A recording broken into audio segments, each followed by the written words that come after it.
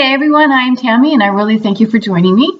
Yes, this is one more video on connection and love in the area of recovery and healing, but at the same time, even though this is more specifically targeted to recovery from addiction, the theories that I introduce here and the practices that I introduce here can be applied to all health conditions, because connection and love to me are the elixir to what's needed for sustainable recovery and healing. That said, the flip side, I firmly believe that disconnection and fear, and I don't necessarily mean these in any particular order, but just disconnection and fear per se, are at the root of dis-ease, disorder, and discomfort. Before going further, I want to say that the prefix DIS actually means lack. So lack of connection equals lack of ease, lack of order, and lack of comfort. Think about it for just a moment. If you're with someone and there's just no connection, there's just no jive in, right? How comfortable are you? How at ease are you? Okay, so there's the initial reference I want to make at how important connection really is in the area of relationship. Yet, like I said, there's a lot to this, and how I see myself doing this is actually bridging the gap between the metaphysical aspects to our existence and science, the scientific aspect to our existence. These two actually do work together. So connection isn't just about an emotional connection. It also has to do with actual connection within our system. So let me just jump into this. So what am I exactly talking about? Well, as I referenced just now, when we feel connected to somebody, there's ease and there's comfort. And there's generally an order to how things kind of unfold. So this connection is important, and we all talk about and teach the things that we know. And so I feel like like an authority in this area, because ever since I was a little girl, I mean, when I say little, I'm talking toddler. And when I was old enough to be able to articulate my needs and run around, I was asking to go touch the neighbor, the lady who lived upstairs. We lived in a brownstone. And everybody thought that was cute, and they still talk about it to this day, about how I just wanted to go touch Miss Snyder. Well, the interesting thing is, and the way I interpret that, knowing myself, that was much more than just wanting to physically touch her. I really wanted to connect. I was seeking connection. And, not to paint an ugly picture, because we have this world that we live in. We do the best that we can with what we've been given. But ultimately, I never felt connected. I felt like there was something that was missing. And so I was consistently seeking it. Fast forward to my teenage years, and yes, I became involved with addictive behaviors and substances, and created the illusion of connection, because I felt like I didn't fit in, that nobody liked me, that I was born into the wrong family. I just had all of this negative self-talk going on, and I found myself interacting with a group of people that we just, in order to engage and find some level of comfort and connection, we engaged in behaviors that were ultimately destructive. So this is why I say I'm an authority, not on just connection, but even addiction and recovery. Because not only did I have it in my own being, I experienced it within my family. So I have an external experience of it, and I have an internal experience of it. Now, before going any further, I do not blame my parents, or any family members for that matter, for my addiction or my direction in that area. Besides all of the personal experience, I've also done the coursework to become a certified counselor. This might be a really good place to say, so a little bit about my credentials is I am considered a master clinical aromatherapist on paper, although that practice has evolved, and we will get to that shortly. I'm also an ontological coach, which is I work with the essence of the individual, how appropriate, working with oils, right? And I'm also certified as a counselor, specifically in the area of alcohol and drug use, or just addiction. So I've gone through all of these programs and have subsequently put myself in a position of being able to assist people from all manner of level. So anyway, as I said, I have, what makes me an authority is, again, the coursework. My heart is in it because not only was I an afflicted individual, I was a family member that observed it. And at no point in time do I blame my family members.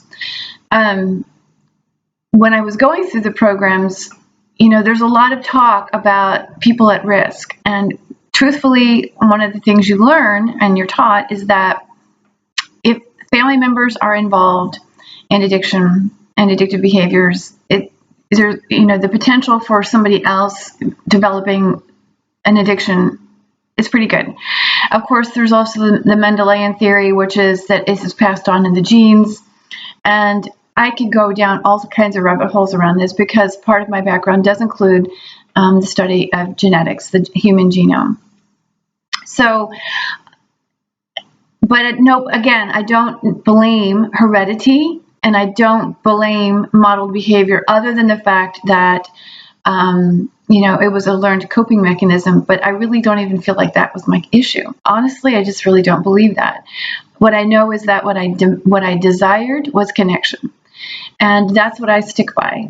So, and I did. I created this false sense of connection with a group of people over, a number of years.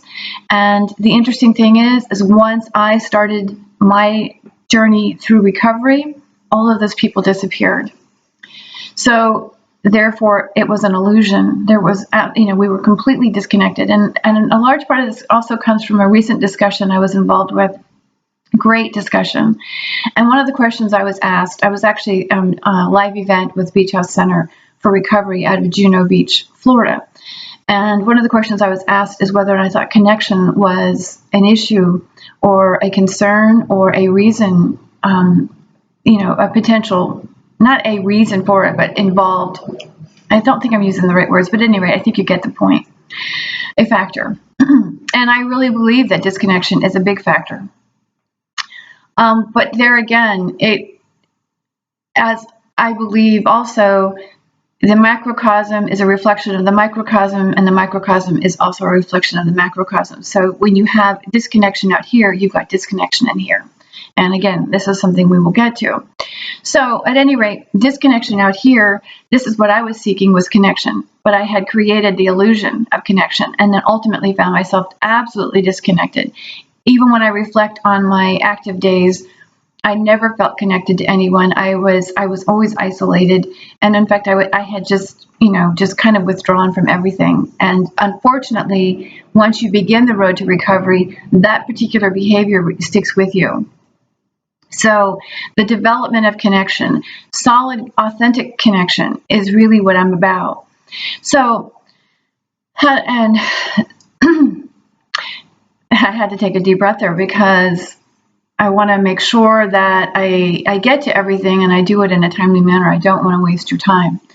So how do we attain connection with others? Now, we know that what it feels like to have that genuine connection, that loving connection, right? We also know what it feels like to be disconnected from somebody. But are we aware of what that looks like for us, or how that feels for us? And how can we truly have authentic connection with somebody else if we're disconnected in here? This is the part that I want to bring into the treatment setting. I've worked in facilities, and even though there was, in a couple of the ones I was with, there wasn't a lot of family work, but when there was family work, unfortunately, I wasn't privy to all of the family work. But to me, there seemed to be a gap. And truthfully, this was before I had gone through my counseling work. So, there wasn't a lot of input that I could offer. And yet at the same time, I did see there was this gap. And so how do we create that authentic connection? where there are no walls, and where we can actually define boundaries that are effective and at the same time don't build more further walls. And this is where it becomes with us. So whether you are a family member who's observing somebody you love living with an addiction, or if you are the afflicted, I think I want to probably go from two different. I'll do this separately. And I want to start with the family member first, because this is one is really present for me. And again, this comes from a lot of conversations that I've had as of late with regards to how does somebody love someone and help someone from a distance when they've got active addiction. And I can speak to this from my own personal experience, that when I was actively involved, my family did some things that were pretty damaging psychologically. But unfortunately, I was so isolated in my own mind that all I could do was interpret their behaviors and their actions as an assault. I did not see them as a loving act. Now, were they a loving act? If we were just to take an objective perspective, truthfully, no. I don't believe they were. But from this point, now that I've done a lot of forgiveness work, and before going any further, I do have the 12 Steps of Forgiveness group. It's a closed group on Facebook that you're welcome to join. If you can't find it, let me know. I'm happy to provide you with a link. And we do go through the book. Even though it's called the 12 Steps of Forgiveness, it does not work like a 12-step program. You can work one or two of the steps and still get the full scope of the meaning of the book, to accepting and allowing forgiveness to begin the road to healing. So at any rate, until I did that work, I was unable to really come to a place of understanding. So if I have anything to say, forgiveness is not about forgetting, it's about understanding. And by understanding, I don't necessarily mean no. Knowledge and understanding are two very different things. Understanding brings us to the point of love, unconditional love, and acceptance for what is. It doesn't excuse the behavior. It simply puts it in a perspective of, oh, shit, they were actually showering. They were only loving me in the way that they knew how. So in this case, like I said, their actions were less than favorable. They were actually rather damaging. And for years, it took me to get to the point of realizing that they only knew how to show love in the way that they did. They thought they were showing me love, but honestly, they were coming from fear. They were scared for my life. The challenge with that was I was terrified of the judgment. I was terrified of being, I just was terrified. I was terrified of being disowned. I was terrified of being or shunned. I was terrified of getting in trouble. I mean, I can only tell you that I was afraid, and all of that fear action did was generate even more fear in me. And so even if you are the individual who's afflicted, you know what I'm talking about, and you can resonate with your own fears. You know what's got you, and when somebody's coming at you with what feels like an attack, all it does is elevate the fear. This is not understanding. This is not, and this is absolute disconnection. This is not a connection. This is, fear does not create love. Fear begets fear. And when you are an afflicted individual and you act out and you're afraid, I was afraid that I would never fit in. I was afraid that I would never be worth anyone's love. And so when I'm acting in that space, all I'm doing is creating more fear over here. So the more I started acting out, which some people would say, seeking attention, what I was really seeking was connection. And unfortunately, what I got was more fear. So, but it's hard for the individual who's afflicted with addiction to actually access that love for themselves. And so where does it begin? You have some people go, well, tough love, and, we need to create boundaries. But if you create boundaries from fear, you're never going to influence love. What we're looking for is a heart-to-heart connection. And you can't tell somebody to quit, but you can create a connection. You can access their heart and in turn influence them to begin to make wiser choices. There's a big difference there. And again, I could try and walk through this and we could have hours and hours and hours of dialogue on this. And in fact, at one point when I was in one of my courses, the professor there was talking about listening versus hearing, and we just had it flip-flopped. In my world, we listen with our ears and we hear with our heart. In his world, we hear with our ears and we listen with our heart. It's really the same thing. I like my way because when you hear with your heart, the word hear is already in the word heart. And so when you hear with your heart, you're no longer listening with your mind. And this is where we can access understanding.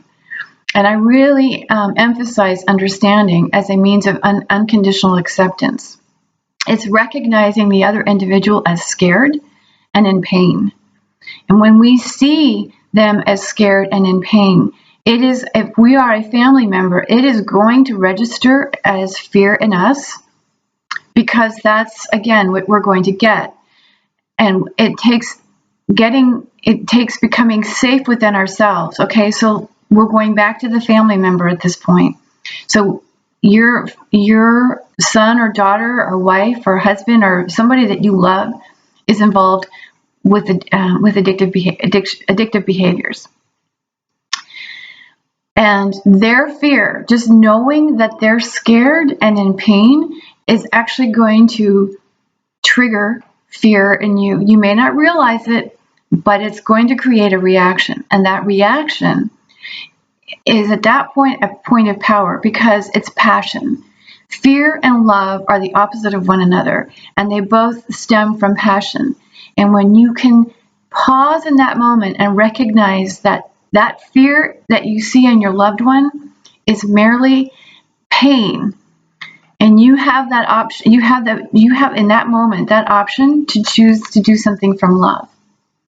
And if you can understand that you may not know why. See, this is why understanding and knowing are two different things. You may not know why they're hurting, but just understanding that they're hurting is going to give you access to something, to give you an opportunity to do something different. You know, when to be in that state of fear, that's a vulnerable position. To be in a state of love is a vulnerable position, but vulnerability is the way we can access our connection. Fear is going to build walls because it creates a reaction. Love gives us the chance. If we just sit in that space for just a moment, however long, and just until we can get to a point of clarity about how we want to influence wiser decisions, we're sitting in the space of love and understanding that the person over there, and there's nothing we can do to change their behavior right here, right now. We would like to, but we can't. So how do you access love within yourself? Because let's face it, guys, we live in a world that is highly inflammatory. And these inflammatory reactions, that everybody's bouncing off of one another, and it's got to start somewhere. And I realize that so many people in the family circle are so pissed. Many of them, and some of them don't even want to talk about being angry because they feel like it's a disloyalty. But it's just be real. They're angry and they're hurt and they're scared. And so the first thing we do is we want to protect our heart. And so this is where I'm getting at, is if you actually allow yourself to understand that somebody is scared and in pain, if they were injured in an accident, you're going to have a different response to that. So just look at this, and I get it. I totally get it. There's a lot of beliefs around addiction, but let's face it, addiction is a disease. It's been considered a disease. And before I go any further, identify how it can be considered a disease. It's a change in the brain structure. And that's actually the dopaminergic, the mesolimbic pathway. That word doesn't matter. It's a change in the brain structure that various substances, alcohol, caffeine, nicotine, these all change the brain structure. What also changes the brain structure is cortisol. And cortisol is the stress hormone. I'm sure you have heard of it. And what's interesting to me is that dopamine is what signals the stress response. So it signals all of this activity. What's even more interesting to me is estrogen influences the release of dopamine, which then influences the release of acetylcholine, which then releases the stress hormone. And cortisol does change the brain structure. So I'm going to do a separate video on estrogen and that area, but just that's what we need to know. So I'm sharing that because it's important to understand that if you are someone living with addiction or you are a family member, that what you're living with is an illness. It is a disease.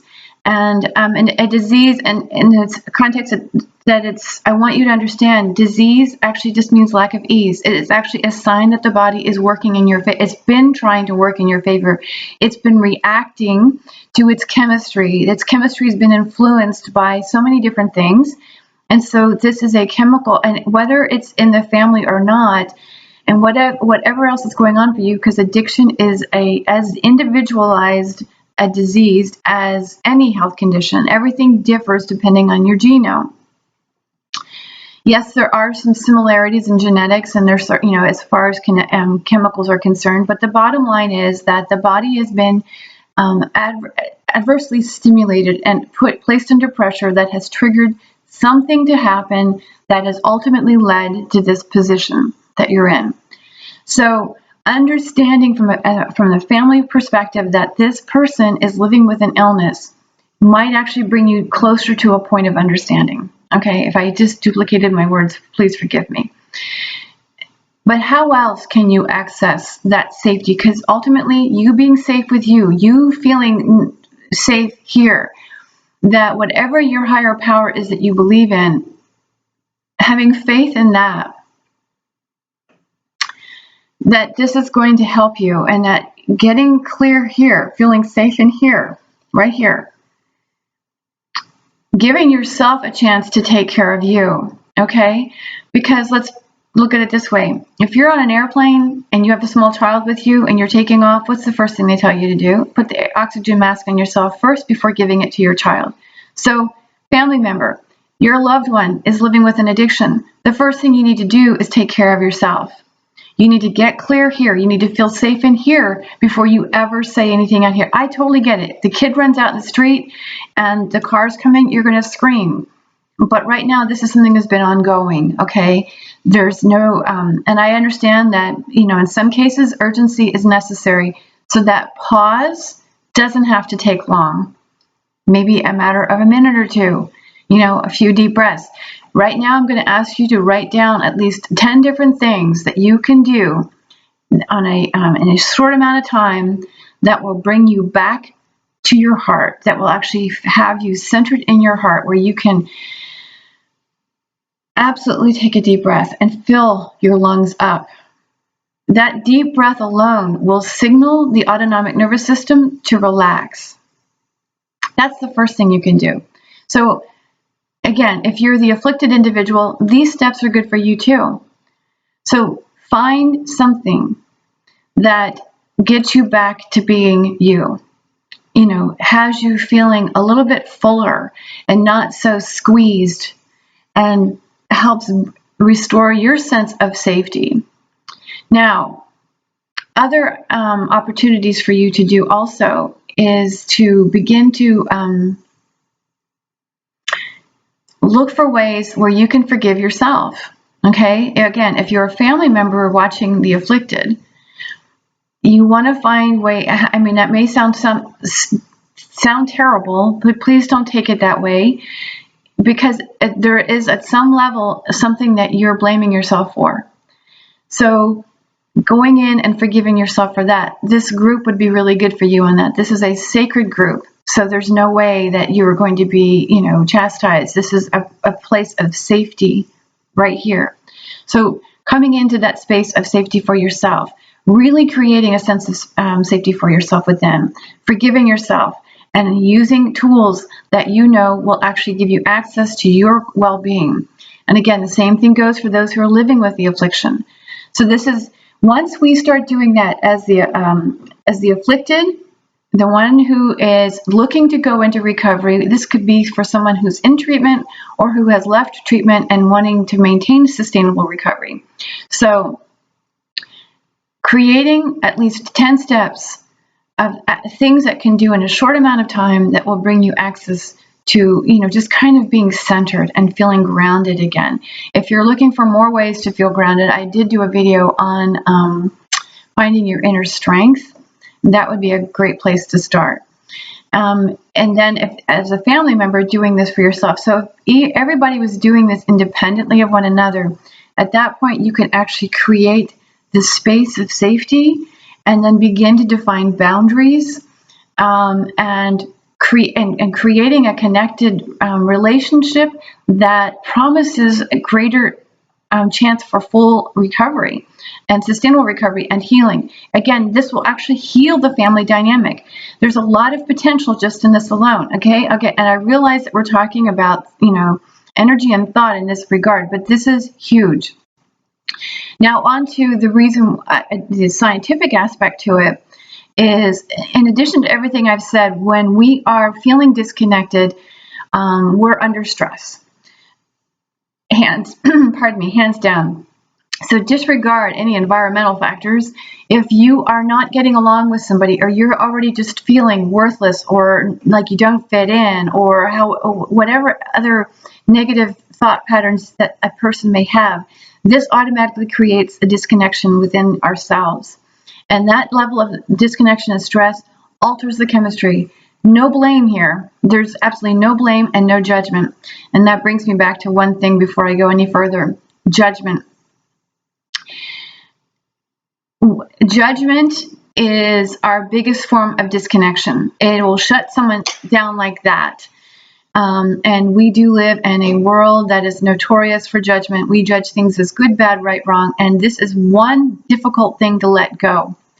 And if I had any exercise for anyone else, it is to begin to define, look at what you judge as good and bad. Just create a list, create a journal for that matter, because my guess is that you're going to have pages and pages and pages of things that you do on a daily basis that represent your decision whether something is good or bad.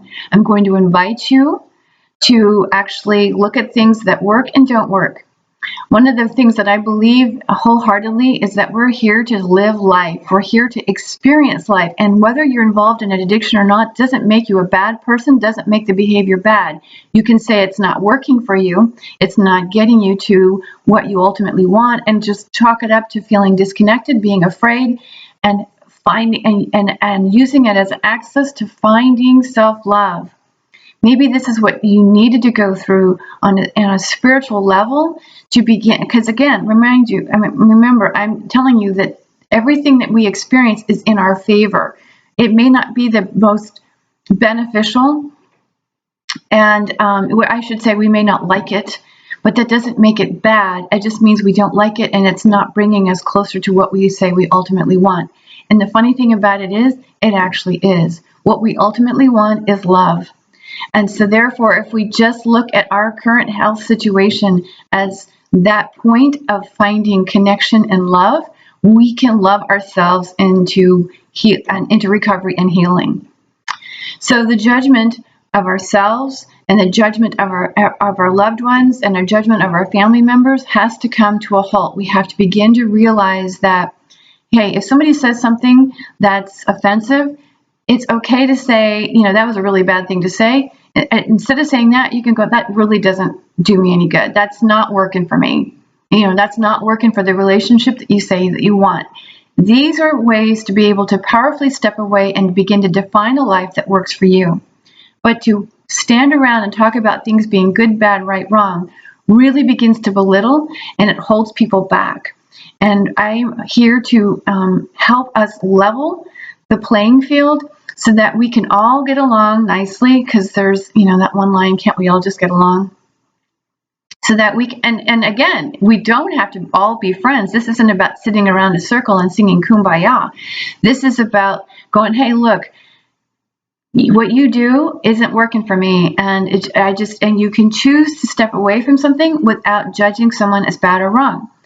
So that's what I want to say about judgment. But those judgments right there are actually contributing to disconnection within our systems. Because the more we disconnect from who we really are and what, and what is so for us, our truth.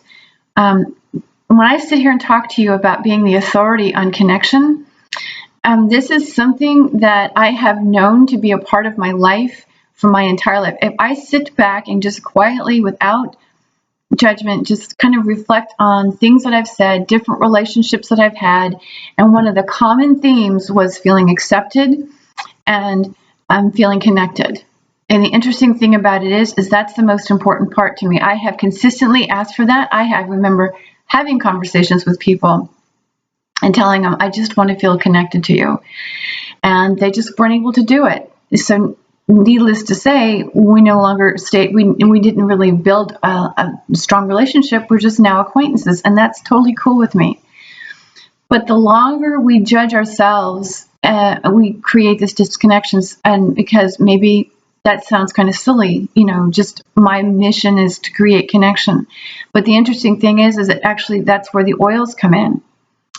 So being, and when you start to use those tools that I mentioned, or that list, rather, of things that you can do that bring you back to your heart, bring you back to feeling, solid in this moment, the more you do that, the more you can begin to reflect on your own life, and you can begin to see similar patterns for yourself.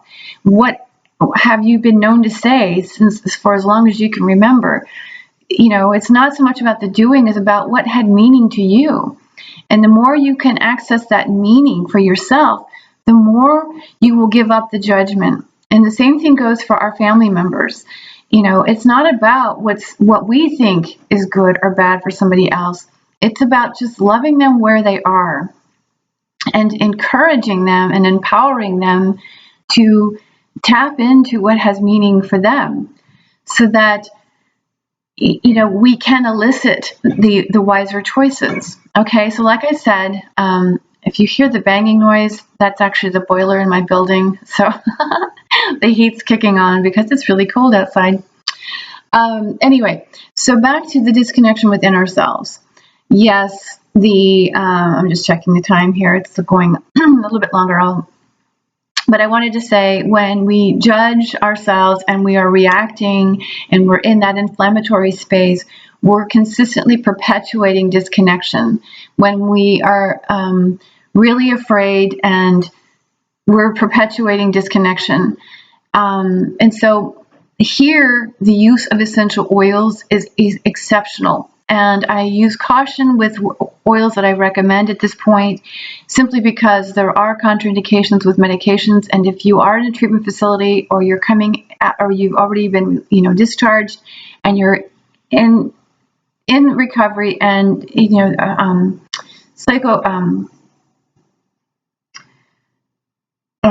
I'm sorry, I just lost the word I was looking for. But anyway, therapeutic medicinal work is there's nothing wrong with it. But if you're taking medications to help relieve anxiety and depression and so forth, as a result of recovering from addiction, using caution with oils is essential. Now, I want to say this much about medications. They actually do create a partial connection, because if you are feeling anxious and depressed, or whatever else you are being treated for, and having difficulty sleeping, it all points back to neuroendocrine imbalances.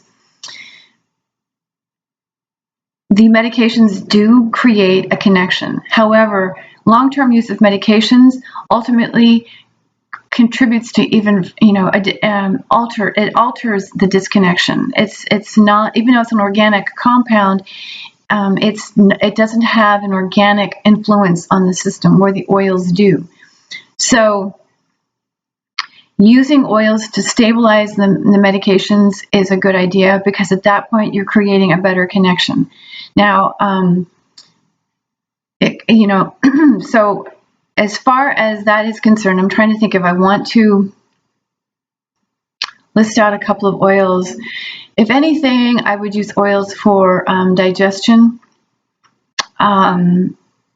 that would also facilitate some level of stabilization, regardless. Now, the oils I'm about to list may not make much of a difference if you are not using medication, in which case, I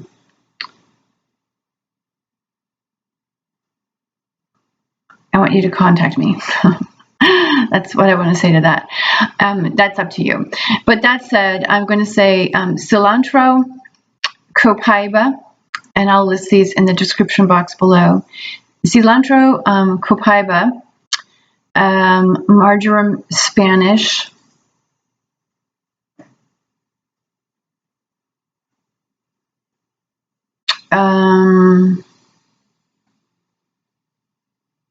trying to think of what else.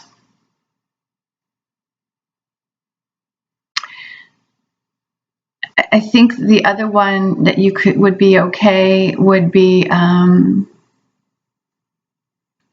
Roman chamomile. So cilantro, copaiba, marjoram Spanish, and Roman chamomile would be a good start. Again, those would be 4 that I would encourage for at least some degree of stabilization and assisting with connection at the cell level, because cell disconnection is ultimately what creates disease, disorder, and discomfort. And I mean, truthfully, the human genome, and for that matter, all DNA, is being it just changes. You know, the epigenome is known to change itself as it is influenced by the environment. So our bodies and the plants and the animals, everything is being influenced by the environment. So there is a consistent level of adaptation that's occurring, activation and deactivation that happens at the cell level, and ongoing when it becomes chronic, because these genes are meant to flip off and on. However, if they stay off or on for too long, because off and on doesn't make it, if it's turned off doesn't make it bad, it just means it's turned off.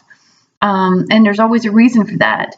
At the same time, if it's on, doesn't make it good, because sometimes if it's activated, such as the angiotensin 2 hormone receptor, if that's activated full on, we end up with high blood pressure. So on doesn't make it good, off doesn't make it bad. They're meant to flip back and forth. So we don't want the chronic, long-term deactivation or activation. We want the body to be able to adapt. So therefore, number one, it's important to keep your oils changed. You don't want to use anything for more than 4 to 6 weeks at a time. You want to alter your oils, because they will, they're influencing the system as well. So there's a lot of, factors with regards to the oils, but the bottom line to the oils is that they actually do help with creating a connection. Why do I say this? Because 80% of our pharmaceuticals are based on the study of plants. And a large part of that comes from the study of essential oils, the constituents within oils. Some of the components and medications do actually come from alkaloids and such, which are not in the oils.